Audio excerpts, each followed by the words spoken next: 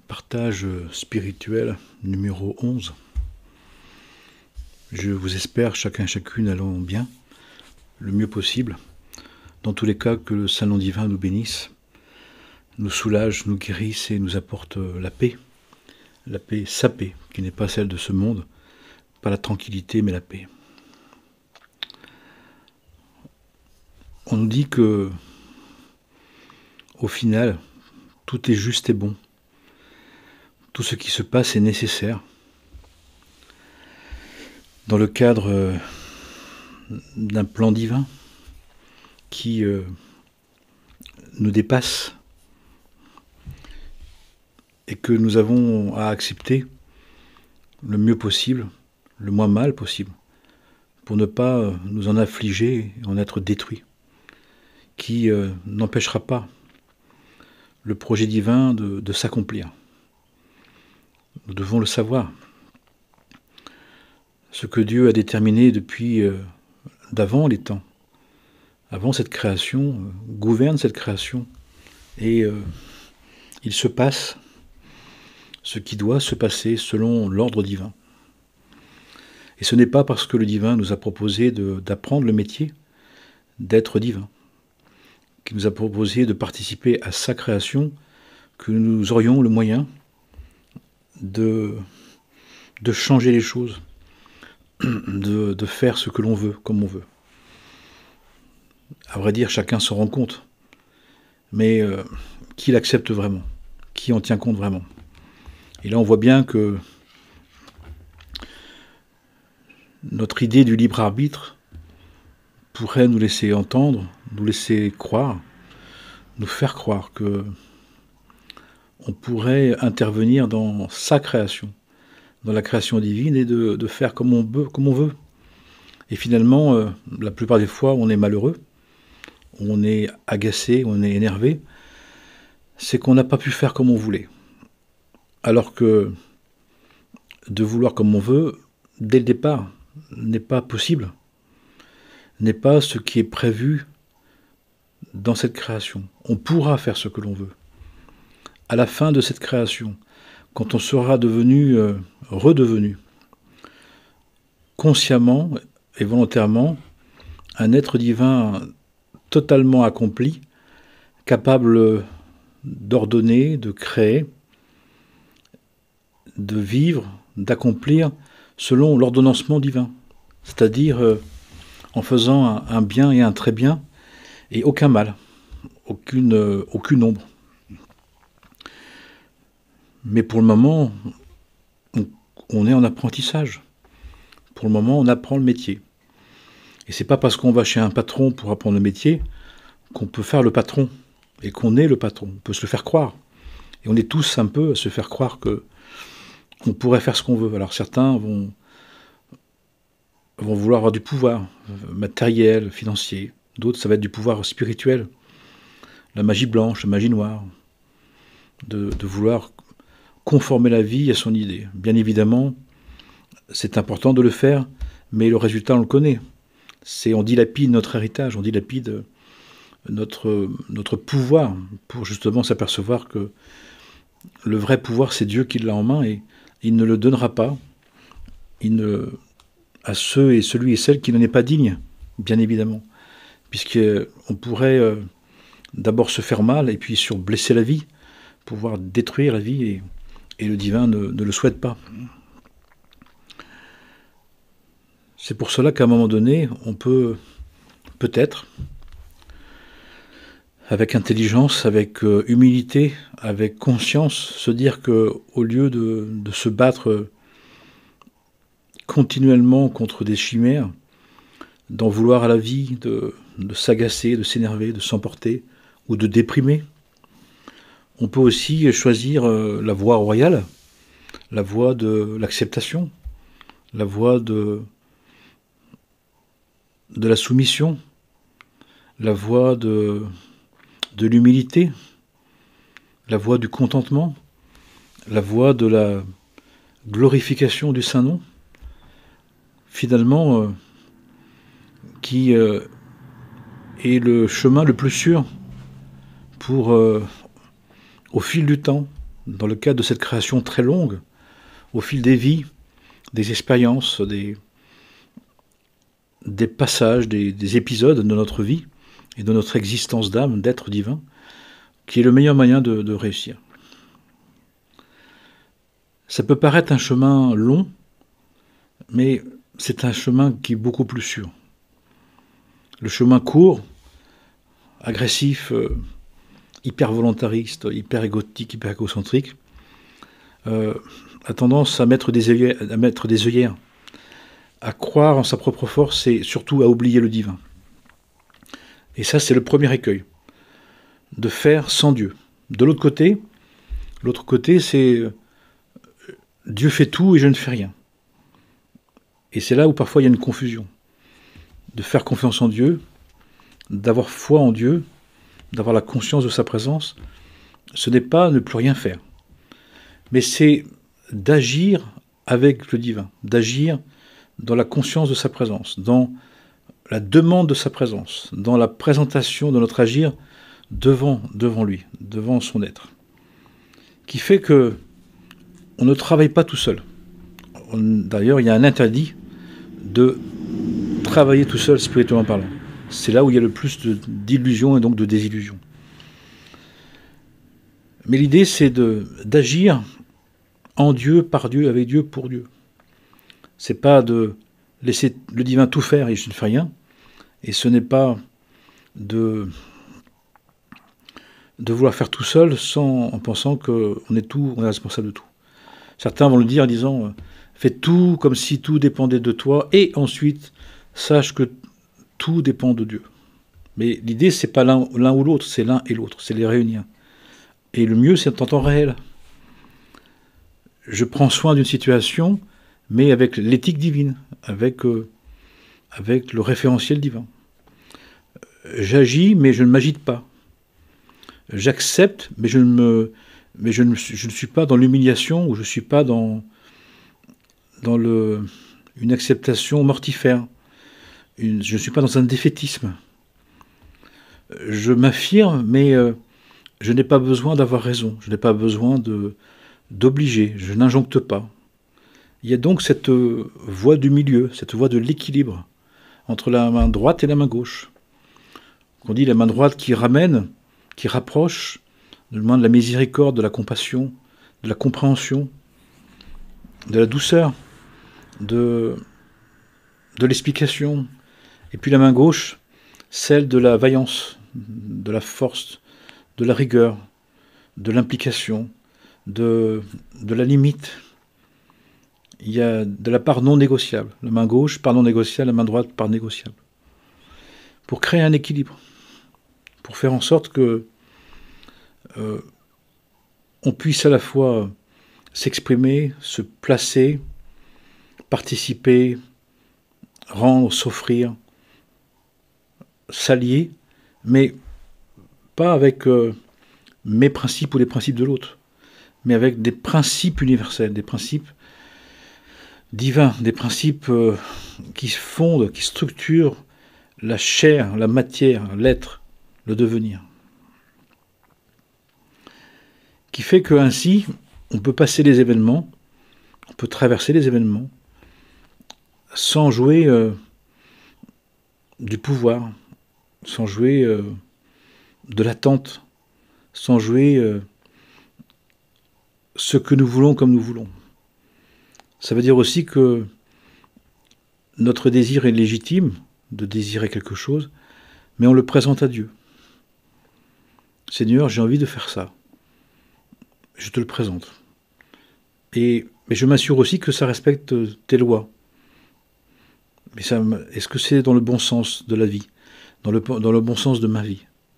Et puis, est-ce que c'est moral? Est-ce que ça me fait transgresser la morale? Ce n'est pas juste. Est-ce que je peux le faire de manière morale?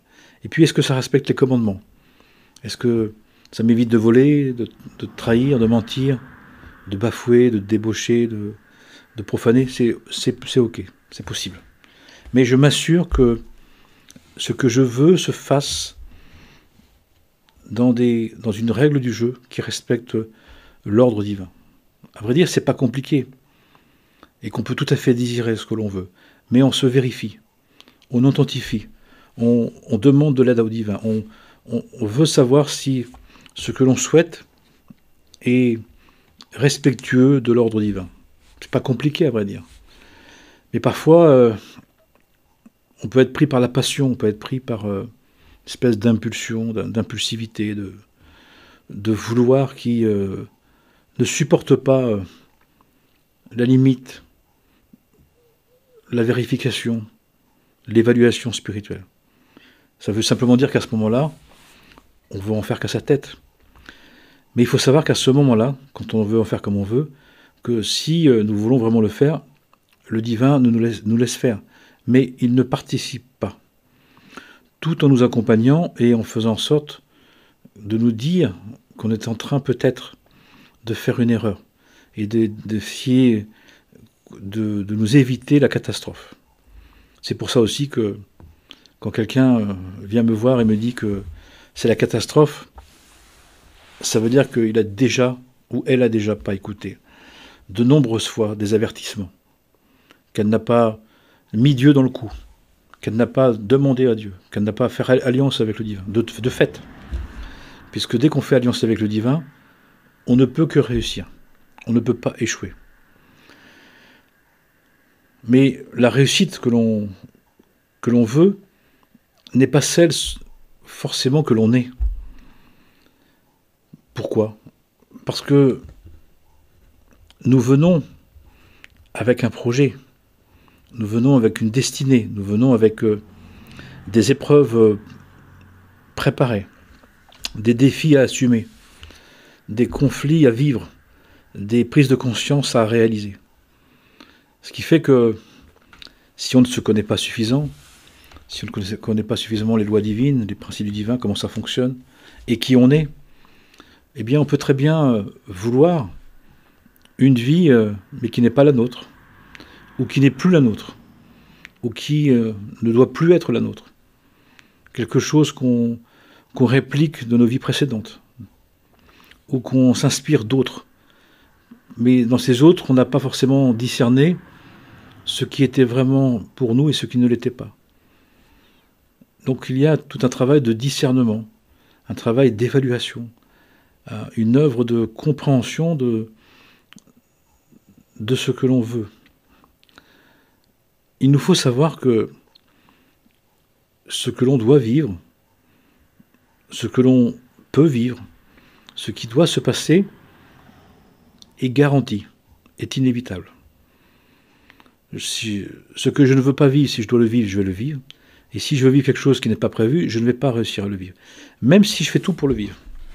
Et il y a des tas d'histoires de personnes qui voulaient quelque chose et ne l'avaient pas, et quelqu'un à côté d'eux ne voulait surtout pas cette chose, et c'est à eux qu'on le proposait, ou c'est eux qui réussissaient. Certains vont parler de malchance, d'injustice, mais pas du tout. Toute la justice divine est absolue. Elle est parfaite. Elle est sans tache, elle est sans auréole, sans ombre possible. Bien évidemment, si on ne conçoit pas les choses comme ça, on n'est pas d'accord, on n'est pas content. Sachant que il y a un tissage entre les années, il y a un tissage entre les vies, un tissage entre les mondes, qui fait que nous sommes un projet global, un projet très grand, très long, qui fait que dans cette vie, nous n'avons pas que cette vie à vivre. Nous avons aussi les conséquences de vies précédentes, de mondes précédents, d'ancêtres précédents, d'historiques précédents, qui viennent aussi, qui viennent connoter. Parfois, on voit dans les thèmes que les personnes peuvent avoir ces charges d'antériorité directement dès la naissance. D'autres, ça va être distribué dans le temps à certaines périodes, de manière répétée, ou parfois sur un temps dans la vie, ou quelques temps dans la vie. C'est distribué de différentes manières. Mais tout ne commence pas à notre naissance, et tout ne se termine pas à notre naissance. Encore une fois, on peut le concevoir avec des multiples passages sur Terre, on peut le concevoir sur des passages de monde en monde, on peut le concevoir sur autrement, mais d'une manière ou d'une autre, cette vie n'est pas la seule. Cette vie était un épisode de notre histoire d'âme, de l'être divin que nous sommes. Qui fait que, on nous dit aussi que On pense que nous sommes une âme entière, complète, totale, dans un corps entier, complet, et que tout ce que l'on est, l'être divin, que tout l'être divin que l'on est là maintenant, dans cette incarnation, dans cette personnalité. Les enseignements ne nous disent pas ça. Nous avons une part du grand être que nous sommes, en tant qu'une part, une âme, une partie de l'être, dans un corps. Mais cette histoire-là, dans cette personnalité-là, est une toute petite partie de l'être divin que nous sommes, qui travaille déjà en réseau avec d'autres au même moment d'incarnation, mais qui travaille aussi dans d'autres mondes, dans d'autres dimensions, dans de multiples dimensions, au même moment, et puis dans des moments, dans des temps partagés, dans des temps distribués dans le temps, dans l'éternité, dans l'infini. Ce qui fait que de tout jouer en une seule vie, dans une seule personnalité, dans une seule histoire, dans une seule existence, et se mettre une pression, se mettre dans une situation trop lourde, trop pesante, parce que trop chargée d'intention. Et ça provoque généralement différents troubles. Et la tradition des pères orthodoxes en particulier nous disent que ça provoque au moins 8 troubles particuliers. D'abord, ça provoque le premier trouble de base, c'est l'orgueil, de la prétention, une espèce d'amour-propre où il y a une surestimation de soi, ou alors une mésestimation de soi, mais en tout cas une disproportion dans l'affirmation, qui peut donner un sentiment de supériorité, que c'est jamais suffisant, qu'on doit tout réaliser, qu'on doit tout réussir, tout accomplir. Une espèce de démesure de soi, parce que tout simplement on pense qu'on joue tout dans cette vie, dans cette personnalité, dans ce corps. Et là effectivement c'est complètement démesuré, et puis ça peut justifier des moyens malhabiles, des faux moyens, de la violence, de l'agressivité, du vol, du mensonge, du pouvoir, comme la nécessité pour réussir absolument tout dans cette vie, dans une vie. Ce qui est une illusion totale, qui est vraiment une inversion de la conscience de qui nous sommes en tant qu'être. Puisqu'on nous dit que face à l'orgueil, il faut y mettre de l'humilité, de la modestie, de la simplicité, parce que la fin ne peut pas justifier les moyens. La fin est dans les moyens. Un être divin, un être qui fait le sacré, qui vit dans le sacrement de la vie, ne va pas se permettre d'agir n'importe comment pour réussir. Il ne va pas justifier son mensonge, son vol, son racontage, sa débauche, même s'il le fait, même s'il peut transgresser, même s'il peut participer à ça. Mais il ne va pas se le dire comme quelque chose de normal, dans quelque chose qui serait nécessaire. Hein, les dommages collatéraux ne sont pas normaux, ne sont pas justes. La fin ne justifie pas les moyens. Impossible. La deuxième chose, deuxième écueil, c'est la vaine gloire, c'est le fait de vouloir absolument une pleine et entière considération, une véritable reconnaissance. Surtout des personnes qui ne veulent pas nous reconnaître ou nous considérer. Et de toute façon, le monde ne peut pas nous considérer et nous reconnaître dans toute notre dimension, puisque cette dimension d'éternité, d'infini que nous portons, ne peut pas être reconnue par un monde fini, par un monde ignorant, par un monde idolâtre, par un monde débauché, de toute façon. Donc demander à un aveugle et un sourd de nous voir et de nous écouter, de fait, c'est vain, c'est impossible. Mais je vois des personnes qui insistent lourdement. La vie, mon père, ma mère, ma famille, mon compagnon, mon mari, ma femme. Vous ne pouvez pas les laisser un peu tranquilles, ça leur ferait un peu de bien. Et vous ne pouvez pas demander ça à Dieu, qui est le seul qui nous a créés à être dans la capacité de nous reconnaître dans la plénitude de notre gloire. Troisième écueil, d'un fonctionnement injuste, d'un fonctionnement décalé, c'est le dégoût de la vie, d'être dégoûté de la vie, qui amène à toutes les formes de dépression, de maladie, de mal-être jusqu'à la maladie. Le dégoût de la vie, qui est le fait de vouloir vivre de la vie que ce que l'on veut, que ce qui nous convient, que ce qu'on considère de bien et de juste. Alors que la vie est permanente. La vie, elle est continuelle. Quel que soit l'endroit où on est, quel que soit là où on se tourne, quel que soit ce qu'on regarde, nous sommes dans le vivant, éternellement, infiniment. Et souvent, les personnes vont travailler sur un îlot du vivant, sur un îlot de vie, parce que je veux que la vie soit celle que j'ai décidée, que j'ai déterminée, que j'ai considérée. Alors même qu'au même moment, il se passe plein de choses. Il y a plein de possibilités, il y a plein d'ouvertures, il y a plein d'opportunités. Mais la personne insiste sur une chose.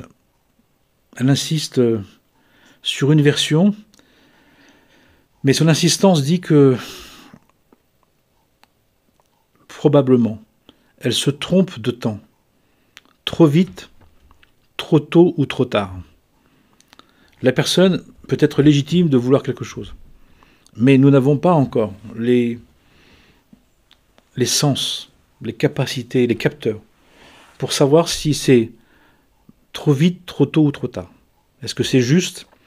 Est-ce que c'est le moment? Est-ce que c'est cette vie? Est-ce que c'est maintenant? Est-ce que c'est une réplique, une redite? Est-ce que c'est du réchauffé? Ou est-ce que c'est vraiment ce qu'on doit faire? On ne le sait pas. Donc on peut très bien tenter les choses.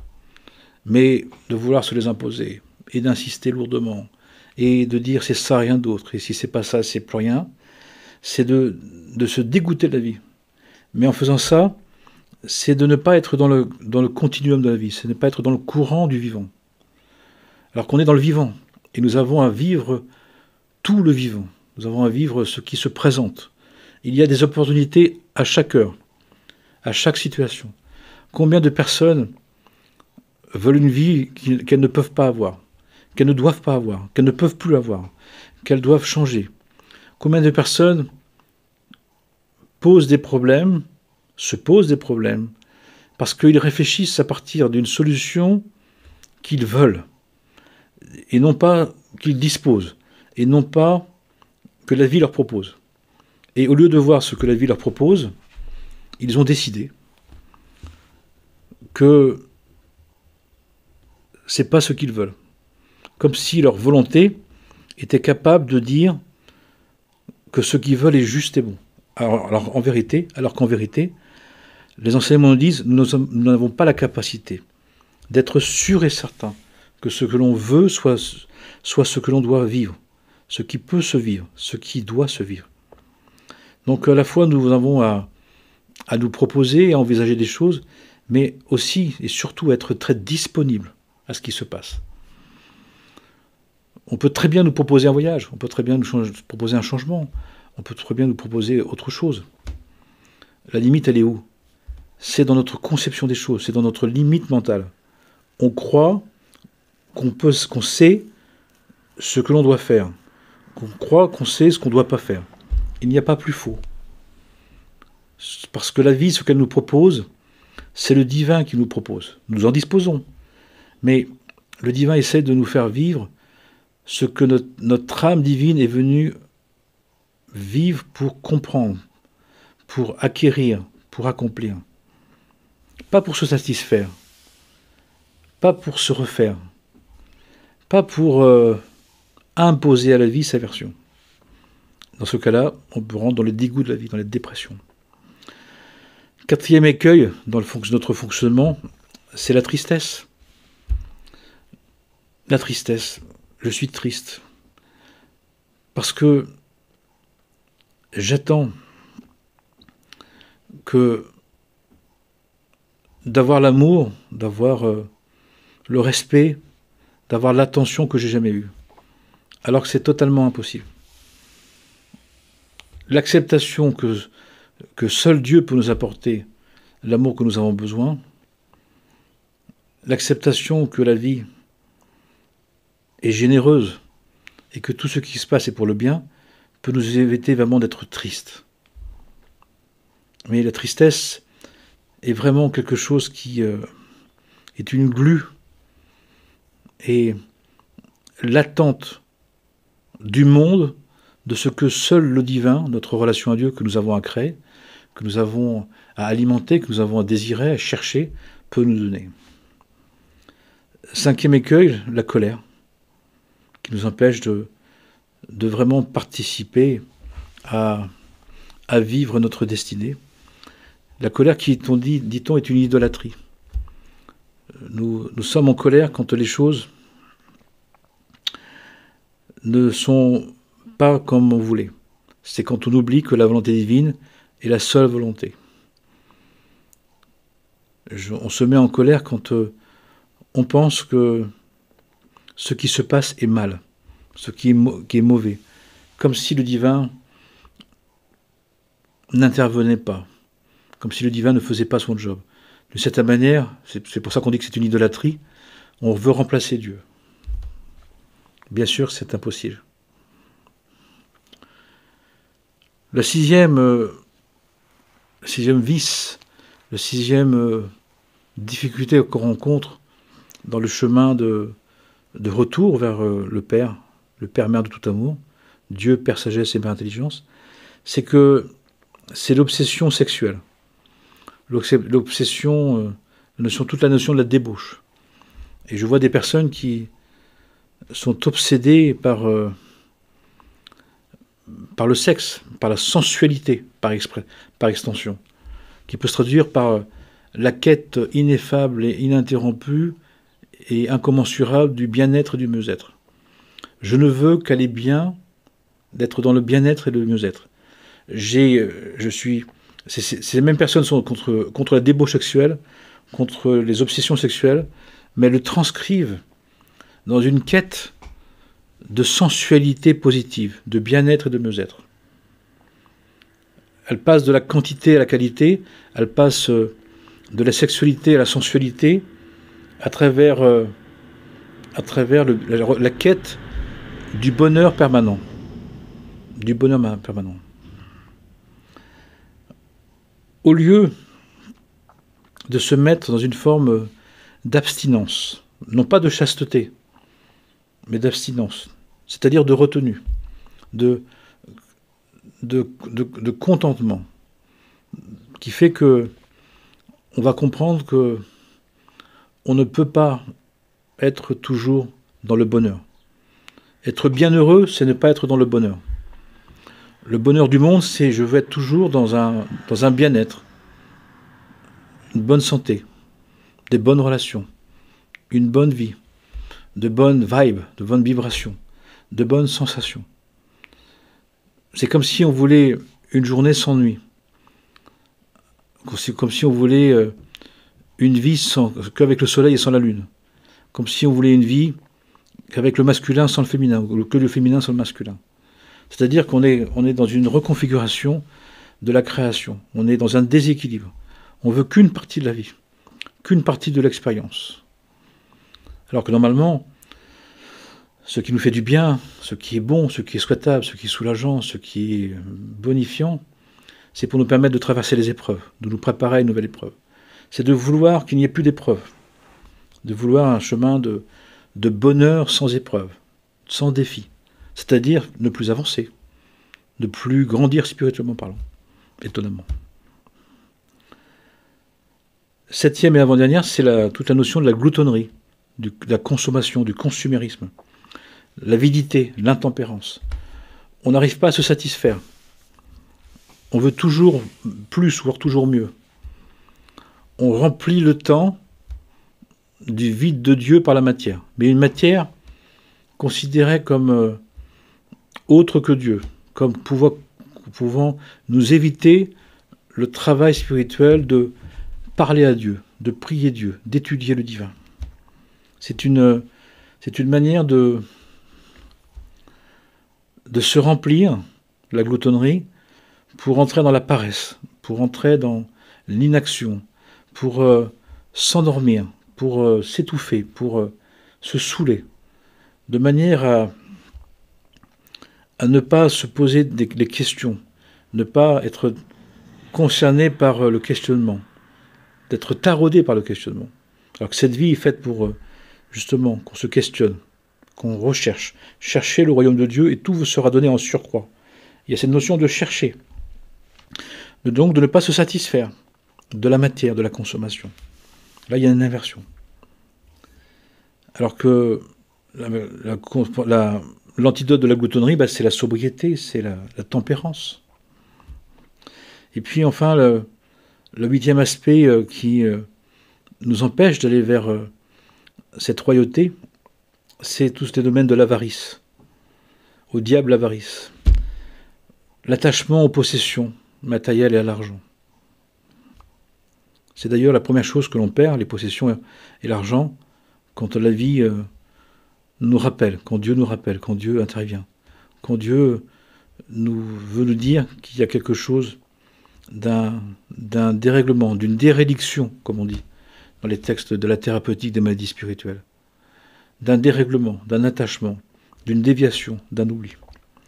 Au lieu d'être généreux, les biens que l'on a, l'argent que l'on a, la première chose, c'est pour rendre une partie. Rendre, pas donner. C'est pour rendre. J'ai déjà à rendre. À rendre une partie pour ceux qui m'ont aidé. Pour aider ceux qui peuvent aider. Pour aider ceux qui peuvent soutenir. Et puis ensuite, j'ai à donner, à être généreux, à partager les choses. Combien de personnes me disent avoir plein de choses chez elles qui ne leur servent à rien. Et malheureusement, chaque année, ils ne font pas le travail au moment de la Pâque de se défaire de ce qui ne se sont pas servis depuis au moins une année.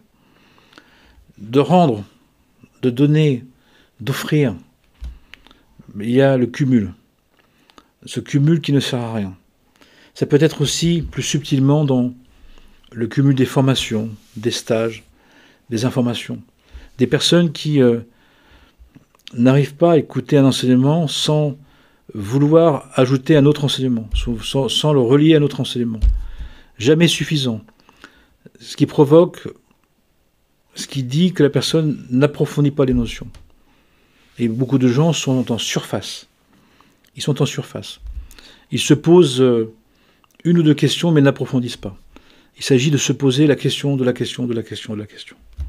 Cette générosité, c'est aussi un investissement généreux dans la compréhension des choses, de la compréhension profonde. Chaque chose, chaque notion a un sens littéral, et aussi un sens allusif, et ensuite un sens intérieur, et ensuite un sens mystérique. Donc c'est pour ça que chaque année on étudie les mêmes textes et d'autres textes encore. Quand on étudie un sujet, l'idéal c'est de trouver 10 points de vue différents, pour les mettre en relation, pour en découvrir un autre, pour en pressentir un autre, pour ajouter, pour amplifier, pour glorifier. Tout ça pour nous dire que sur ce chemin spirituel, il y a un travail spirituel, finalement pour fabriquer comme un pont de cordes avec toute cette œuvre-là, pour être suffisamment, pour arriver à passer au-dessus de l'abîme, au-dessus du chaos, pour atteindre la terre sainte, la terre où coule le lait et le miel, la terre de toutes les promesses, la terre où on vit exclusivement selon la force divine. Et ce qui nous alourdit, ce qui nous empêche, eh bien, c'est ces 8 agrégats, ces 8 vices, ces 8 poids, l'orgueil, la vaine gloire, le dégoût de la vie, la tristesse, la colère, la débauche, l'obsession sexuelle, la gloutonnerie et l'avarice, qui fait que on tombe, on chute, on est collé, on se met à terre. Il suffit et tout le travail spirituel, c'est de se défaire de tout ça, pour justement fabriquer cette échelle de Jacob, ce pont de cordes, pour passer sur l'abîme en le fabriquant avec le fil de l'humilité, le fil de la patience, le fil de la confiance, de la conscience, de la certitude, pour être capable justement de passer sans être alourdi par tout ça. Parce que toutes ces lourdeurs, sinon, eh bien, les conséquences, ça nous amène de la rancune, de la rancœur, de la haine gratuite, de la médisance, de la calomnie, du colportage, de la honte, de la guerre, de la violence, etc. Tous les aspects négatifs, tout ce qui entraîne. C'est-à-dire, finalement, l'expression que le chaos intérieur devient une expression de violence, une expression de destruction. Alors que tout le travail spirituel, c'est justement au fur et à mesure de se défaire d'un attrait, d'une passion pour le monde et pour la matière en tant que telle, pour voir que le monde est la création de Dieu, que la matière est le corps divin, le corps du Christ, le corps de Dieu, le corps de gloire, qui doit nous permettre justement de trouver cette légèreté, cette aisance, cette probité qui va nous permettre d'être suffisamment lourd de Dieu, mais léger de soi, pour être capable de passer sur ce pont de corde, où on doit y passer avec rien d'autre que l'essentiel, qui est notre amour du divin, notre amour de la vie, notre amour du prochain, pour faire en sorte d'arriver dans cette terre du devenir, dans laquelle nous allons, dans ces temps tout nouveaux, dans ces temps messianiques, qui vont venir et qui va nous faire découvrir le Messie de Dieu, le guide spirituel pour l'humanité, qui va nous permettre à chacun et chacune justement de nous accomplir pleinement et entièrement, et qui va nous permettre de continuer le chemin, puisque ensuite il y aura une suite à ce chemin. C'est juste le démarrage de temps tout nouveaux qui vont permettre à chacun et chacune justement de se développer et de s'accomplir totalement pour le bien de tous, le bien de tous les êtres, sans exception possible et imaginable.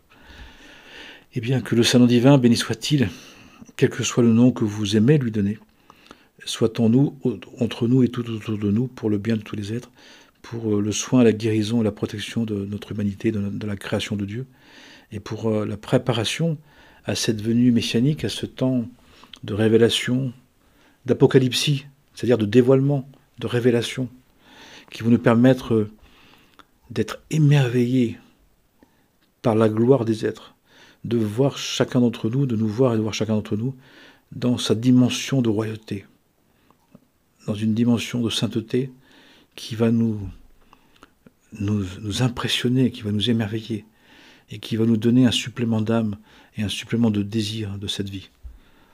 Amen et Amana, paix, shalom, salam à chacun et chacune. Et à tout bientôt. Amen et Amana.